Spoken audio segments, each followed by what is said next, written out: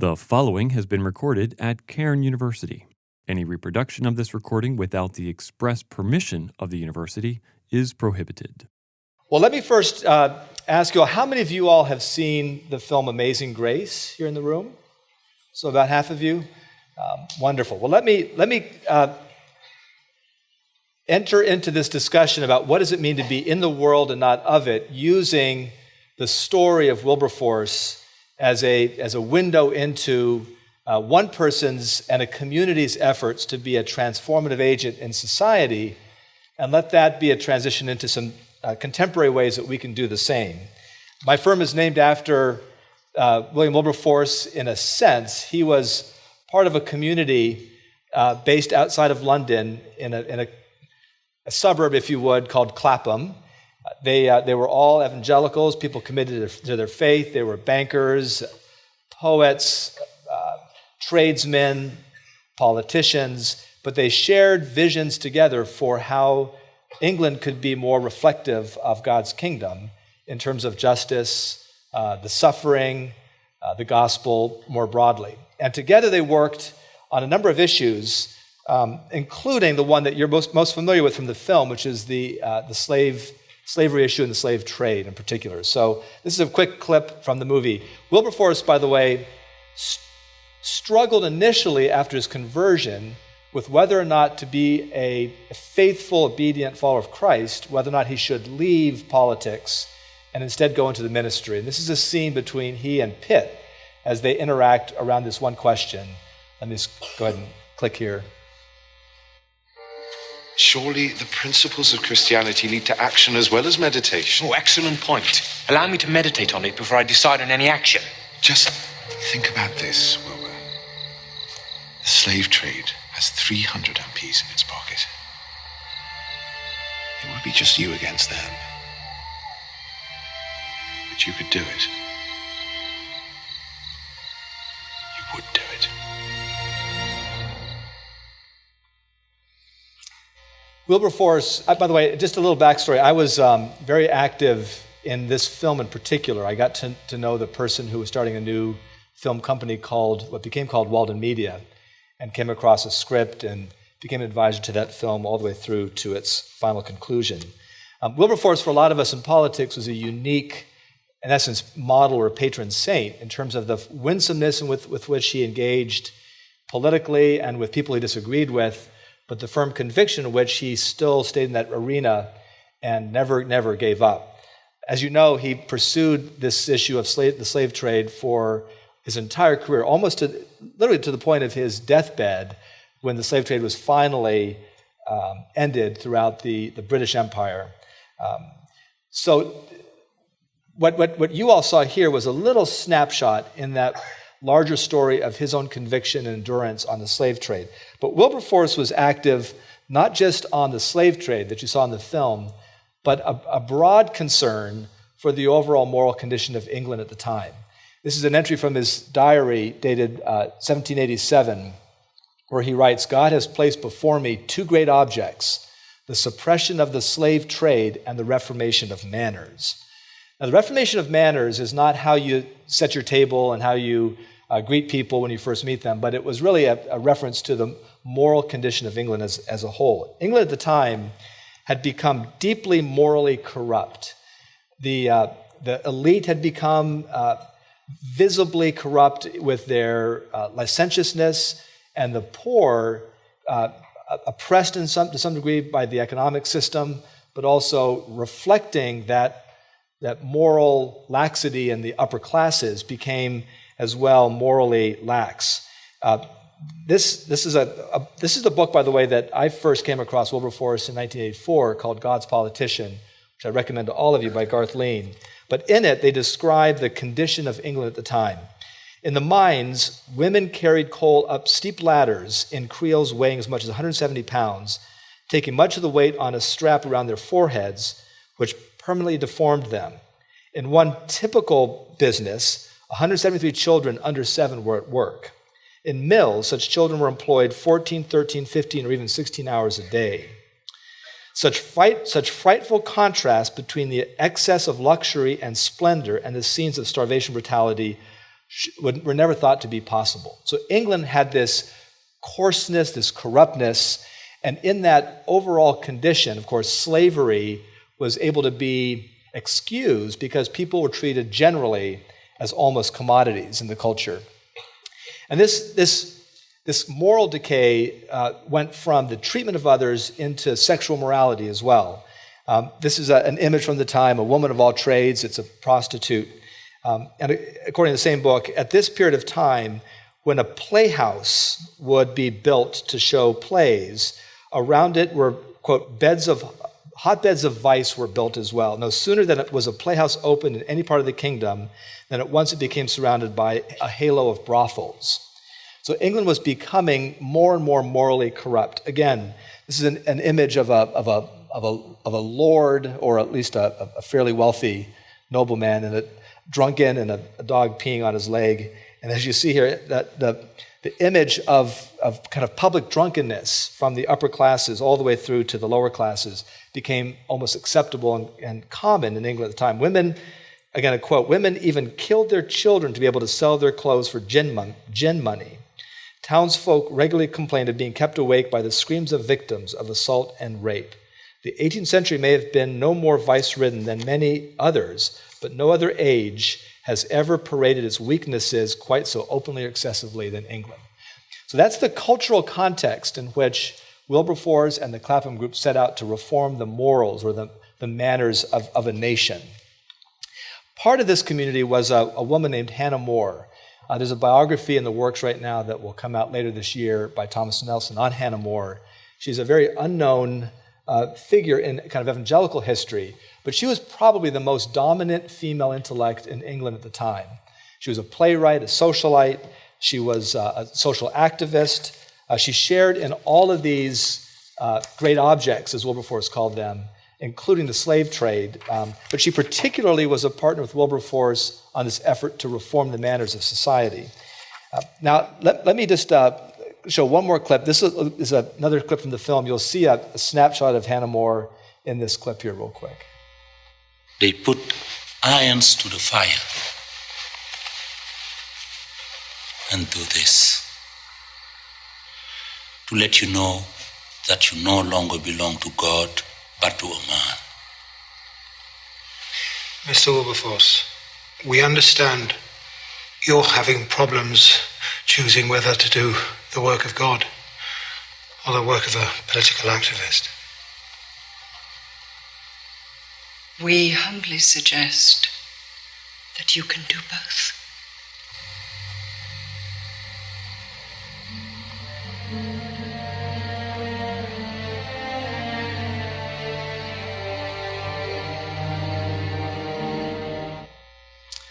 So that was Hannah More, who said, we humbly suggest you can do both.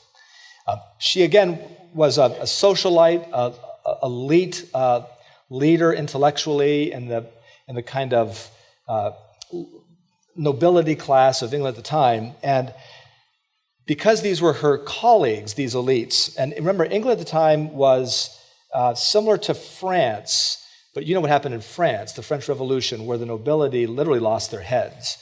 So you had this pressure building in England for them to deal with this kind of moral corruption and this excess amongst the wealthy and the oppression of the poor.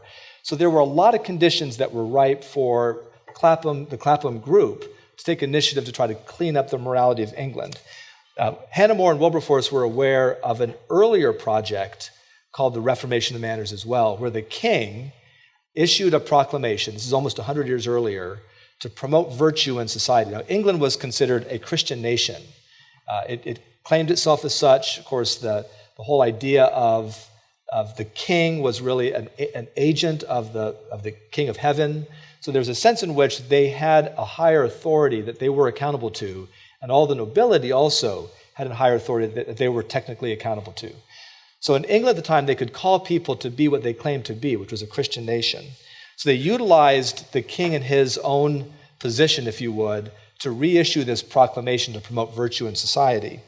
And after he reissued this proclamation, they organized little, almost, I hate to say it, but manners police in different communities, people that would promote the proclamation, not with civil clout, but at least by creating some social norms or social pressure to conform to a set of standards or moral values that were more reflective of God's values. The king, after he reissued this, encouraged his own kind of court to live by this standard. Now, these were folks who previously were the greatest abusers, if you would, of moral standards in the poor, of their office. But they saw again what was happening across the Channel in France, and so he utilized the elites of the day to encourage them to live more nobly and more Christ-like in society. So even though they weren't necessarily doing it out of faith conviction, they did to some degree out of self-preservation. Wilberforce called this making goodness fashionable. His objective was, through this effort called the Reformation of Manners, was to make goodness fashionable again. It wasn't necessarily always an appeal to biblical principles or to Scripture, but an appeal to universal values of decency, the golden rule, truth, etc. Hannah More, in a book that she wrote in this context, this idea of appealing to the elites, to moral manners in society, wrote this in her book. Reformation, that's this Reformation of Manners, must begin with the great, meaning the elite, or it will never be effectual, it will never be as successful. Their example, that's the elite's example, is the fountain from whence the vulgar, that's the common man, us, where the vulgar draw their habits, their actions, and their characters. To expect to reform the poor while the opulent are corrupt is to throw odors into the streams while the springs are poisoned. So in other words, the elite morally or immorally model what the masses will follow. Now, how many of you all saw what happened at South by Southwest this week with Lady Gaga? Anybody read about that? A few of you? Come on, some of you must have read about it. Okay. The vomit performance, no? So the reality is, who in our cultural context today are the moral models or immodelers for the masses? So just ask yourself that question, and we'll get to that here in a second. So Hannah More had this theory of moral change or social change, and it was a trickle-down morality. It's the elites do shape the morals of the masses. Now, they were evangelical, so they also were very committed to sharing the gospel and deep transformation from the inside. But they also, again, saw the value of, or the role of the elites in shaping the overall moral condition. But they didn't stop there. They didn't just rely on a trickle-down morality, working with the elites to change their moral modeling. They directly appealed to the masses with story. So this is an example here of two little booklets that they put out, Hannah More and her sisters. They were called Cheap Repository Tracts, where they took different areas of kind of moral breakdown in society, and they developed stories around each of those areas, and they sold these for a half penny each. They were little paper booklets. They were sold to the masses. They felt people would value them more if they bought them. And they sold up to 2.5 million of these a year in England. So you can see how deeply seated this effort became within England at the time. And again, they appealed to the masses not with rational argument, but with story, which again is important for our lessons to be learned as we leave today. As we think about this question of what does it mean to be in the world, not of it, in a cultural context, one of the things I'm going to stress is the importance of utilizing story as a way to communicate a truth in a cultural context. This is finally last point on this Wilberforce story through which we're going to look at our story. This is an artifact, if you would. It was a medallion that Josiah Wedgwood crafted. He was a colleague of Wilberforce and Hannah More. Wedgwood china, you see, the blue and white china. He developed an image of a slave, and the words around it are, "Am I not a man and a brother?" Now, importantly, two things. One, look at the image of the slave. What is the slave doing? Praying, or is he pleading? Right? He could be either. He's either pleading with you or he's praying. And is that a statement or a question? Well, it's a question. So as a viewer, you're implicated in that image, right? You have to answer. You have to contend with what that raises to you personally. It's like good art or good engagement in the culture. Sometimes it's better to raise questions than to try to always give the answer. But as we look at the culture around us, we have to ask ourselves, why is it that the culture has decayed? What is it that has caused, especially from the elite, such cultural decay?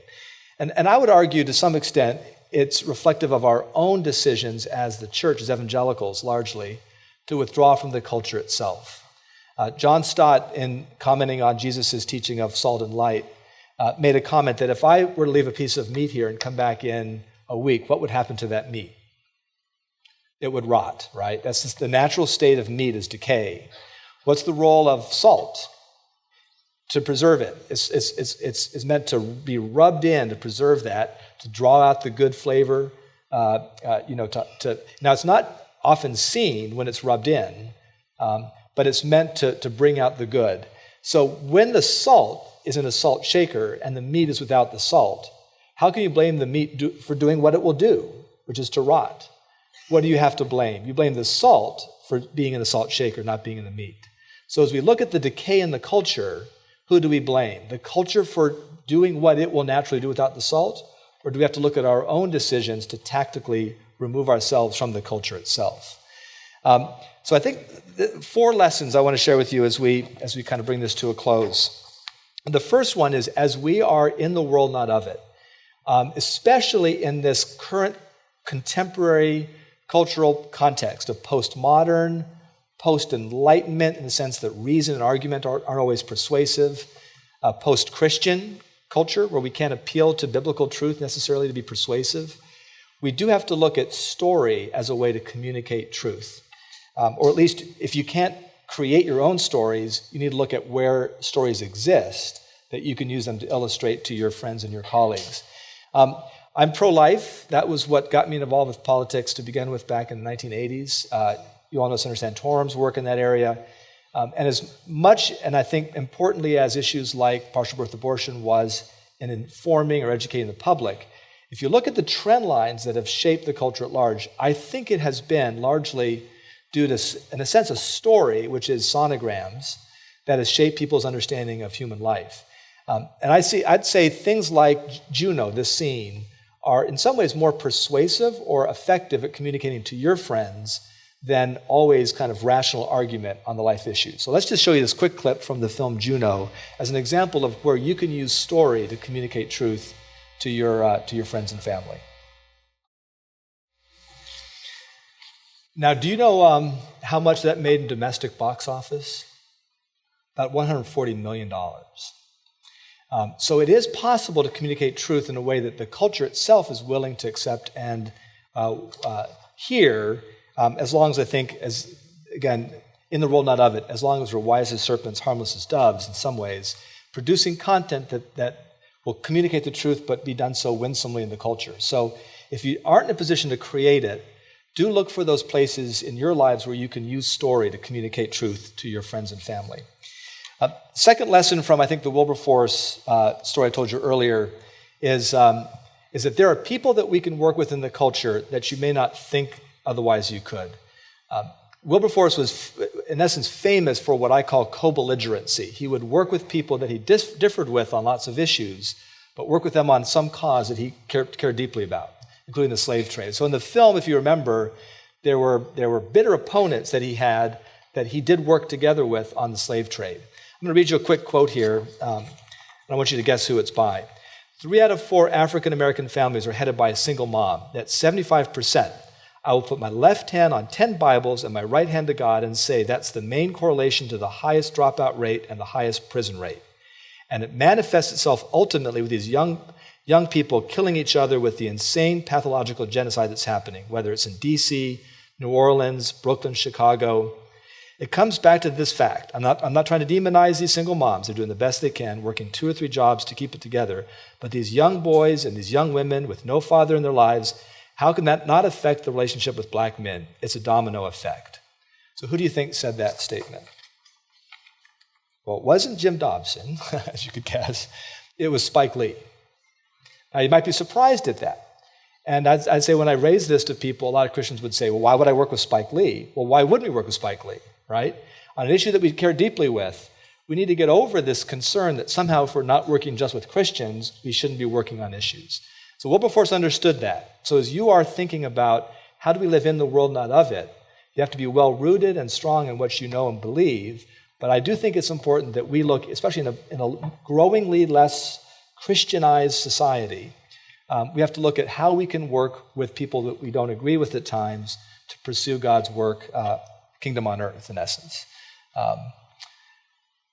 The other lesson to learn, I think, is what they did in a very Christianized context. So they could appeal in the world, not of it, modality in England. They could appeal to Scripture. I mean, it was largely a Christian nation. Almost everybody was a member of the Church of England. They called themselves a Christian nation. They could appeal to that. But even with all of that ability in a Christian context to appeal to Scripture, Wilberforce and Hannah More and the rest still appealed to kind of common decency, to the golden rule, to basic norms. They didn't assume that everybody would be convinced with an appeal to Christian specifics, with their effort to reform society. This is a statement, so for me, on issues, let's say, of human rights, we could appeal to the idea that every man is made in God's image. Or here's a statement by Bill Gates. I believe that every life is valuable, that we can make things better, that innovation is the key to the bright future, that we're just getting started. I believe that every life is valuable. Well, I can agree with Bill Gates that every life is valuable. And that's a great starting point. So he's a co-belligerent. But in working with him, I won't quote Scripture necessarily initially, although he would know that's what motivates me. But we can appeal to universal truths as we work with those, what I call co-belligerents. So the Universal Declaration of Human Rights, as an example of this statement, reads, all human beings are born free and equal in dignity and rights. They're endowed with reason and conscience and should act towards one another in a spirit of brotherhood. All human beings. That's all human beings. If I can agree with Bill Gates that every life is valuable, the Human Declaration that all human beings are valuable, then we have a lot of room to work with. And I think we have to be comfortable as believers appealing to those universal declarations when we can. And the final lesson that I wanted to raise from this is it is difficult to be in the world, not of it. And we have to be wise as serpents, as harmless as doves. We have to know how and when to preach, how and when to allow the question to be sufficient rather than having to give the answer. Again, I was at South by Southwest this week. I'm involved with a project that funds, that supports with financial capital and relational capital believers whose calling is to be in the mainstream of entertainment. And in that context of South by Southwest, through this little project, we had 7 different artists that we have financially supported who all performed as official artists at South by Southwest. Now, they weren't there as Christian artists. They weren't there explicitly producing Christian music or Christian worship. Although I would argue, as C.S. Lewis says, we need less Christian novels and more Christian novelists. In the sense that we need Christians who will produce music for the common good, or films for the common good, stories for the common good, that won't be seen as Christian content, but will be seen as good and true and beautiful content, and shape the culture as a whole. So this is one of the bands that we had come to South by Southwest, and they were one of the profile bands down there. And this is a little clip from, and we'll close with this clip, that Honda came across this band online, and they produced this video. What I want you to pay attention to is Honda edited this video, and notice in it its allusions to faith, which Honda would not have had to produce if it wasn't wanting to be authentic to who the band itself was. So watch this video and then we'll close. And that's what it means to be in the world, not of it. Thank you very much. God bless you guys.